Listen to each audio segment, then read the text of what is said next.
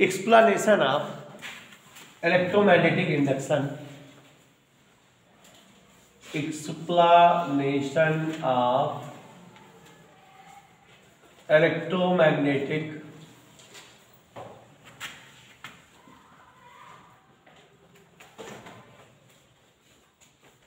induction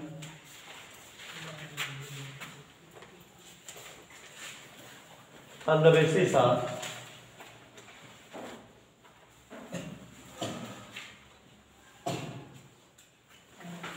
Lorentz force.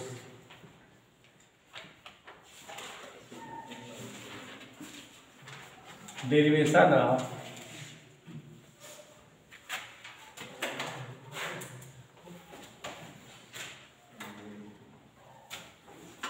Faraday's laws.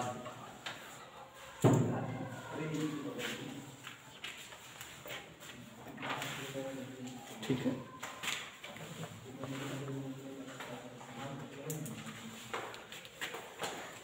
यहां पर देखिए बेटा, explanation of electromagnetic induction on the basis of Laurent force. Laurent force के behalf पर इलेक्ट्रोमैग्नेटिक इंडक्शन को एक्सप्लेन करना, या चाहे इसे कह सकते हो फैराडे लॉज का डेरिवेशन करना है। ठीक बेटा, तो इसको डेरिवेशन कैसे करते हैं उसके पहले एक बार फिर से जान लो कि हमने बताया कि when any charge particle flows in any magnetic field then some magnetic force act on that charged particle which is Lorentz force evaluated as QVB sin theta। और अगर कोई when any current carrying straight wire is placed in any magnetic field then Lorentz force working on that straight conductor is ideal sin theta। ठीक है, तो अब यहाँ पर बेटा इस डेरिवेशन को करने के लिए एक फिगर क्रिएट कर रहे हैं और लॉन्ग क्वेश्चन है, इसलिए हमारे साथ समझते रहिए। ठीक है, let us suppose that two parallel conductor PQ and RS, yeah, let us suppose that two straight conductor PQ and RS are placed parallel to each other making some distance। मतलब बेटा सपोज कर ले रहे हैं कि एक straight conductor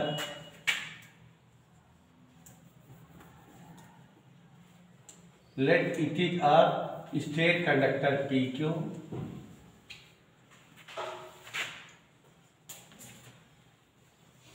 and another straight conductor RS, both are placed perpendicular, both are placed parallel to each other।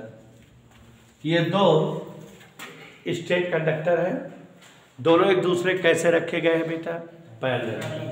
ठीक है, and these conductors are placed in a highly magnetic field perpendicular to the direction of these plates. अब ये plate जो है कोई एक magnetic field है उसमें रखे गए हैं और मैग्नेटिक फील्ड के परपेंडिकुलर डायरेक्शन में रखे गए हैं। तो यहाँ आप सपोज कर लेते हैं बेटा, late us suppose that here is a magnetic field of intensity vector B which is in the perpendicular direction of the direction of board या पेपर। ये जो हमारा बोर्ड है इसकी डायरेक्शन के परपेंडिकुलर डायरेक्शन में सपोज कर लेते हैं कोई क्या है बेटा, मैग्नेटिक फील्ड। ठीक, किसकी डायरेक्शन में बेटा, इस बोर्ड के परपेंडिकुलर डायरेक्शन में, मतलब ऐसे इधर की ओर मैग्नेटिक फोर्स लाइन आ रही है। हम बोलेंगे बोर्ड के प्लेन के परपेंडिकुलर है, आप बोलोगे पेपर के प्लेन के परपेंडिकुलर, मतलब आप पेपर पर लिख रहे हो तो आपके उसके परपेंडिकुलर होगा। तो let us suppose that these plate PQ and RS are situated in a magnetic field of intensity vector B which direction is perpendicular to the direction of board. ठीक है, तो अब यहां पर बेटा मैग्नेटिक फोर्स लाइन बनाएंगे जो magnetic field है। बी इंटेंसिटी का मैग्नेटिक फील्ड यहां पर प्रज्ञान सिंह क्रिएटेड है और उस मैग्नेटिक फील्ड की डायरेक्शन बोर्ड के लेवल के परपेंडिकुलर मान रहे हैं कि यहां पर कोई ऐसा मैग्नेट रख दिया गया जिसका फील्ड जस्ट इधर की ओर है, मतलब बोर्ड के प्लेन के परपेंडिकुलर। तो मैग्नेटिक फोर्स लाइन कैसे बनेगी, ऐसे यहां से निकलती हुई ऐसे बनाए, यहाँ से ऐसे, ऐसे यहाँ से, तो हवा में मैग्नेटिक फोर्स लाइन तो बन नहीं सकती, तो उसका भी तरीका है, साइंटिस्टों ने तरीका बनाया है कि ऐसी मैग्नेटिक फोर्स लाइन को दिखाने का, क्रॉस का सिंबल बना देते हैं। जैसे अगर हम ये क्रॉस बना दिए, इसका मतलब it is showing, indicating magnetic force line which is perpendicular to the plane. मतलब अगर कोई पर जो है मैग्नेटिक फोर्स लाइन ऐसे जाए तो उसको किससे दिखाते हैं? क्रॉस सिंबल से। तो these are magnetic force line which are showing a magnetic field perpendicular to the plane of board. Board के तल के परपेंडिकुलर यहाँ पर जो है क्या है बेटा? मैग्नेटिक फील्ड है, बहुत हाई फाई अमाउंट का है। और इस मैग्नेटिक फील्ड की इंटेंसिटी क्या है बेटा? Vector B. ये बेटा क्रॉस चिन्ह नहीं है, बल्कि ये क्या है? मैग्नेटिक फोर्स लाइन है, और जो परपेंडिकुलर है बोर्ड के लेवल के। ठीक है, तो ये बेटा मैग्नेटिक फोर्स लाइन ढेर सारी है, खींच दे रहे हैं। इसका मतलब यूनिफॉर्म मैग्नेटिक फील्ड है और हाई स्ट्रेंथ का है। ऐसे ये क्रॉस सिंबल क्या रिप्रेजेंट कर रहा है बेटा? Magnetic force line which are perpendicular to the board, plane of board. आप क्या बोलोगे? Magnetic force line perpendicular to the paper. ठीक है, ऐसे बहुत सारी मैग्नेटिक फोर्स लाइन बन गई बेटा। इससे क्या क्रिएट हुआ कि यहाँ पर जो है यूनिफॉर्म और हाई अमाउंट का मैग्नेटिक फील्ड है, जिसकी इंटेंसिटी वेक्टर भी है। और इस मैग्नेटिक फील्ड में हमने क्या रख दिया है? दो plates P Q R S एक दूसरे के पैरेलल। फिगर समझ में आया बेटा?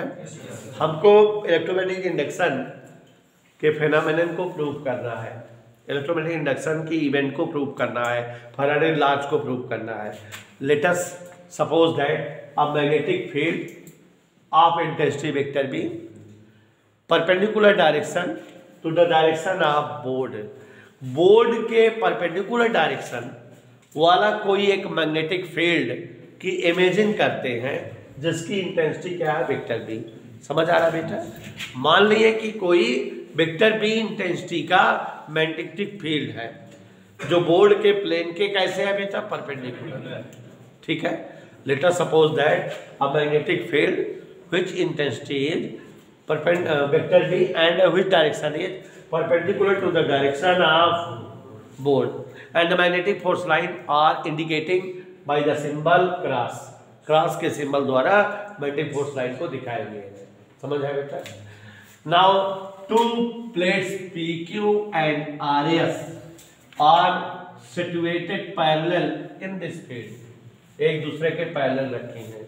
Late a conducting wire by which P and R end of this plates bind. एक PR नामक वायर के द्वारा इसके जो है इस एंड को हम बाइंड कर दिए, बांध दिए। और इस वायर की लंबाई अगर L हो तो इसका मतलब समझ में आया, दोनों प्लेटों की गैपिंग ही क्या है? फिगर ओके बेटा? फिगर समझ में आ रहा है? डेरिवेशन है, फिगर बना रहे हैं। लेट और स्टेट कंडक्टर, यहां पर मान लेते कोई एक स्टेट कंडक्टर Mn है, और ये इस प्रकार है कि it is free to moving on the PQ and RS।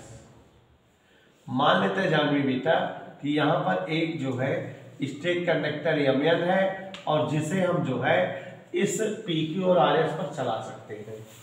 अगर हम इसको कंडक्टर बोल रहे हैं and it is in the magnetic field, अगर ये मैग्नेटिक फील्ड में है तो इसका मतलब ये खुद भी मैग्नेट हो गया कि नहीं? तो कभी कभी बुक पे कहीं लिखा पाओगे कि Mn एक मैग्नेट है, और कभी कभी बुक पे लिखा पाओगे Mn एक कंडक्टर है। दोनों का मतलब एक ही हुआ। क्यों? अगर Mn कंडक्टर है और वो मैग्नेटिक फील्ड में है, तो all the conductors placed in any magnetic field become magnet. तो मैग्नेट तो हो ही जाते हैं। तो चाहे को मैग्नेट कहो चाहे कंडक्टर कहो, कोई डाउट नहीं है। इतना समझ में आ जाता है? एक बार फिगर को एक्सप्लेन करें। Let us suppose that a magnetic field of intensity vector B and which direction is perpendicular to the direction of plane of board. Okay, and the magnetic force line are representing by cross symbol. In this magnetic field, two plates PQ and RS are situated which are parallel to each other. एक दूसरे के parallel हैं. And in the P and in the R is connected with a wire of length L. ठीक है. There is another conductor Mn which can move PQ and RS. जो PQ और RS पर move कराया जा सकता है, चलता है. इधर क्लियर. अब देखो बेटा, जब भी अगर बेटा if B draw it with velocity V, अगर हम इसको किसी वेलोसिटी से खींचे, ड्रा करें, थोड़ी देर के लिए देखो कि ये जो हमारा Mn है, कंडक्टर है, इसमें जो है फ्री इलेक्ट्रॉन्स होंगे. क्या होंगे?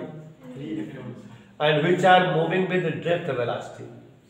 इस Mn में फ्री इलेक्ट्रॉन्स होंगे और वो क्या कर रहे होंगे?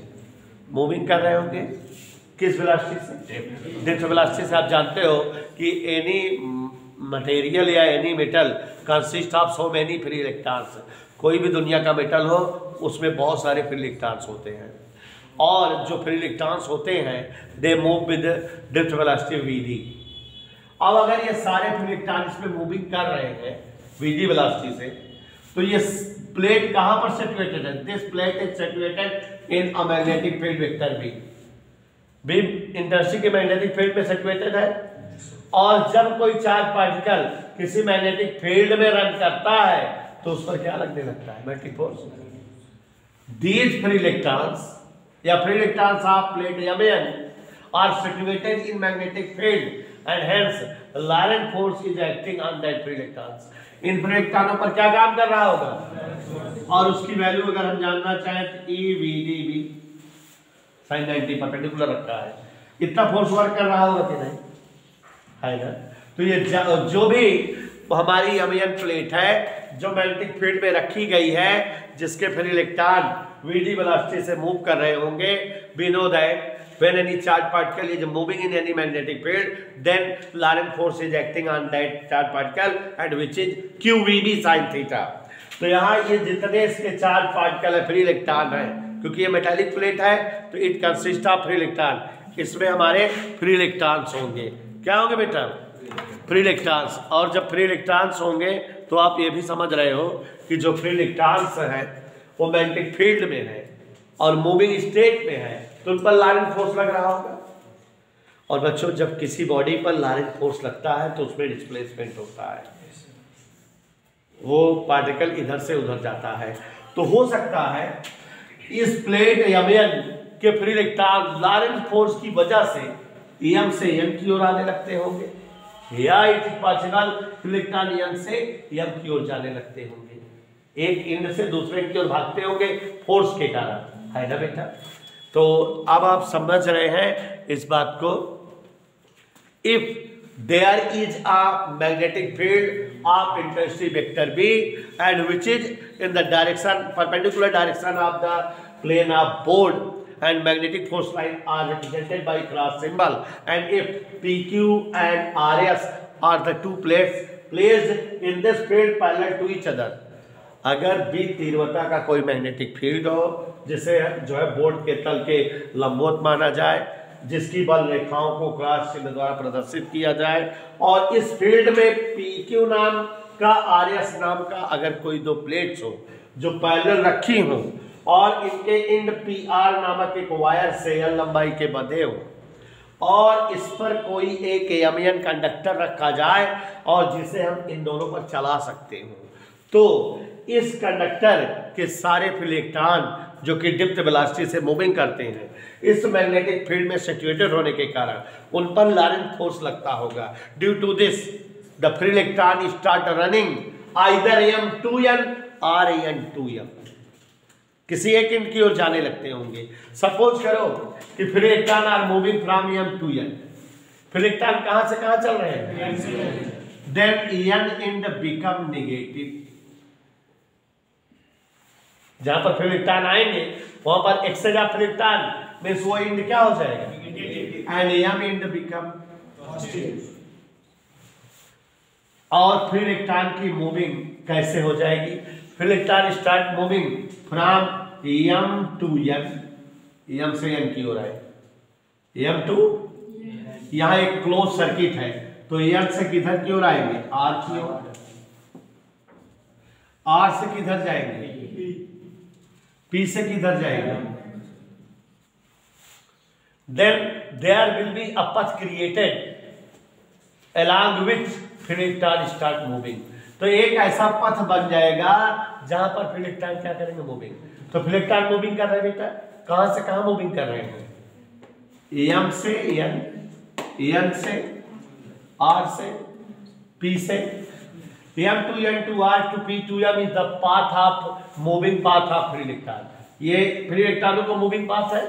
इसी पथ पे फ्री इलेक्ट्रॉन मूविंग करना शुरू कर दिए हैं। क्यों मूव कर रहे हैं, जो उन पर लॉरेंट फोर्स लग रहा है, लॉरेंट फोर्स न लगता, if there will be absence of Lorentz force, no electron move from one into another. On the basis of lorentz force, electron start moving one into another. If electrons are moving m to n, n to r, r to p, p to m, तो यहाँ पर फिर electron move कर रहे हैं, charge is flowing. और जब कहीं चार्ज फ्लो होता है तो वहाँ क्या बन जाती है, करंट। इसका मतलब सब current start flowing in this close circuit, और the direction of current always be opposite direction of the direction of electron. आप पीछे लेसन में पढ़े हो कि अगर कहीं चार्ज फ्लो हो रहा हो तो चार्ज के फ्लो होने की वजह से करंट फ्लो होने लगती है, और the direction of flowing current is in the direction along positive charge और in the direction opposite to electrons. तो करंट की डायरेक्शन या तो पॉजिटिव चार्ज की डायरेक्शन में होती है और या तो जानवी बेटा इलेक्ट्रॉन के फ्लो होने के अपोजिट होती है। तो अगर electron m to n flow कर रहे हैं तो करंट कैसे फ्लो करेगी, n to m। In this closed circuit, a current starts flowing. Which direction is n to m, m to p, p to r, r to, इधर clear. और इस current को आप इंड्यूस्ड करंट कह सकते हो क्योंकि ये करंट स्वतः बनी है ना। तो यहाँ पर ये इंड्यूस करंट जो है बनने लगी और लॉरेंट फोर्स के ही थ्रू ये करंट फ्लो की, और इस करंट की डायरेक्शन इलेक्ट्रॉन के फ्लो होने के कारण बनी है, उसके अपोजिट है। तो दूसरा वाला लॉ प्रूफ हो रहा है कि नहीं यार, दूसरा लॉ प्रूफ हो रहा है कि नहीं। दूसरा लॉ क्या था कि जब जो है कहें if there will be change in flux then a current produced which is called induced current, और इंड्यूस्ड करंट की डायरेक्शन उस रीजन का अपोज करती है जिसकी वजह से बनी है। तो लॉरेंट फोर्स की वजह से ये करंट इलेक्ट्रॉन का फ्लो होना शुरू हुआ, करंट बनी, और करंट की डायरेक्शन लॉरेंट फोर्स ने जिधर डायरेक्शन लगाया है उसके अपोजिट चल रही है, ठीक है ना। तो ये कौन सा लॉ प्रूफ हो रहा है बेटा, second law. Is that clear? फिर से समझाना पड़ेगा कि थ्योरेटिकल है, समझ गए। अब अगर ध्यान से देखो ये करंट कैरिंग कंडक्टर बन गया कि नहीं, क्योंकि इसमें करंट फ्लो होने लगी। Now this conductor Mn become current carrying conductor. चूंकि इसमें करंट की फ्लोइंग स्टार्ट हो गई है तो करंट कैरिंग कंडक्टर बन गया, और जब करंट कैरिंग कंडक्टर बन गया बेटा और ये मैग्नेटिक फील्ड में है तो इस पर लॉरेंट बल लग रहा होगा। कितना लॉरेंट बल लग रहा होगा, F इक्वल IBL। अमाउंट मान लेते करंट की I है, इंटेंसिटी B है और लेंथ इस कंडक्टर की L है। इस पर लॉरेंट फोर्स लग रहा होगा बेटा, लॉरेंट फोर्स लग रहा होगा कि नहीं। और लॉरेंट फोर्स की वजह से अगर जो है हम इसको v वेलोसिटी से चला दें, सपोज करो डेल्टा t टाइम में, if this conductor Mn covered a small displacement delta x in delta t time, यहां से यहां तक डिस्प्लेस्ड हो गया लॉरेंट फोर्स के अगेंस्ट, तो बल लगाकर बल की दिशा में विस्थापन माने फोर्स के कारण डिस्प्लेसमेंट वर्क डन कहलाता है कि नहीं। तो इसे हम यहां से यहां तक लाए, इसका मतलब इस पर वर्क किए, work equal force into displacement, कितना डिस्प्लेसमेंट दिखा रहे हैं, ठीक है। और हम ये लॉरेंट बस के अपोज में फोर्स लगा रहे हैं, इधर क्लियर। और आगे देखो minus I B L into delta X, देखो एल ये है, डेल्टा एक्स ये है, लेंथ इंटू ब्रेथ एरिया होता है, तो यहां delta x means small area, ठीक है। और आगे देखो v इंटू ए क्या होता है, v इंटू ए फाइव पर बी ए का बी है, तो b इंटू डेल्टा ए क्या होगा, डेल्टा फाइव, इधर क्लियर। और आगे देखो आई का फार्मूला क्या होगा, चार्ज अपॉन टाइम, तो चार्ज क्यू, जानवी बेटा टाइम कितना लिए थे, इधर क्लियर। किसकी वैल्यू है ये, क्यू नीचे लाओ, W by Q equal minus delta five by, what is W by Q, lesson DC current वाला याद करो, total work done for flowing unit charge is called voltage या इलेक्ट्रोमोटिव फोर्स, याद आया, यस सर। तो it is called E and evaluated at minus del phi by delta t, and it is also gained from the Lorentz force, Lorentz force सही आया, and it is called first law of electromagnetic induction, इसी को तो आप electromagnetic induction का first law कहते हो। तो आपने देखा कि दोनों नियम प्रूव हो गए कि नहीं देखा, इलेक्ट्रोमैग्नेटिक इंडक्शन के बोथ लॉज का प्रूवमेंट हो गया आपके सामने, और वो भी किसकी मदद से, लॉरेंट फोर्स से।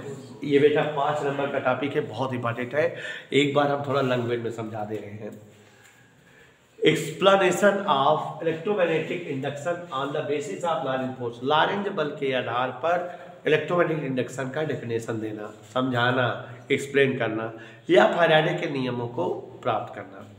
तो सबसे पहले लेट अस सपोज दैट, मान लेते हैं कि there is a magnetic field of intensity vector B, vector B intensity का क्या है, magnetic field, which direction is perpendicular to the direction of paper, आप पेपर लिखोगे, कागज के तल के परपेंडिकुलर कोई एक मैग्नेटिक फील्ड है बी इंटेंसिटी का, इधर क्लियर बेटा Pragyan. Let us suppose that there is a magnetic field of intensity vector B perpendicular to the direction of board, and the magnetic force line are shown by cross symbol, ये cross का symbol क्या दिखा रही है, magnetic force line।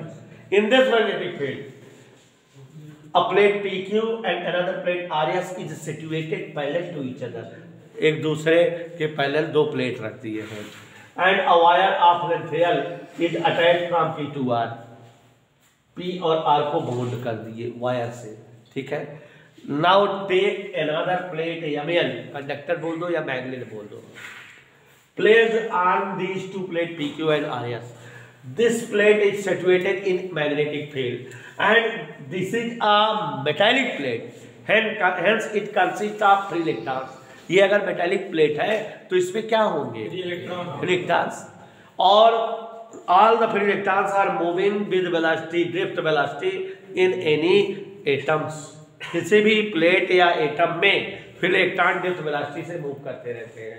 तो मतलब ये जो फ्री इलेक्ट्रॉन है इस प्लेट MN के, ये चार्ज पार्टिकल है जो मूविंग कर रहे हैं, और चूंकि हमारी प्लेट जो है मैग्नेटिक फील्ड में आ गई, तो ये चार्ज पार्टिकल रूपी फ्री इलेक्ट्रॉन मैग्नेटिक फील्ड में मूव कर रहे हैं। तो हमारा सेंस काम किया कि जब भी कोई चार्ज पार्टिकल मैग्नेटिक फील्ड में मूव करता है या एंट्री करता है तो उस पर लॉरेंट फोर्स लगता है। तो इन चार्ज पार्टिकल पर Laurent force QVB sin theta, तो E Q की जगह E, VD B sin 90, इतना फोर्स लगने लगा, और इस फोर्स के कारण free electron start coming either M to N और N to N, चाहे वो M से N आने लगे चाहे N से M। If free electron start moving from M to N, then in the M become positive and in the N become negative, and the path of electron का path क्या होगा बताओ, M to N, N to R, R to P, P to M, electron start moving through this path। जब तक ये plate magnetic field में रहेगी तब तक इलेक्ट्रॉन मूविंग करेंगे इस जो है फोर्स के कारण इस पाथ पर।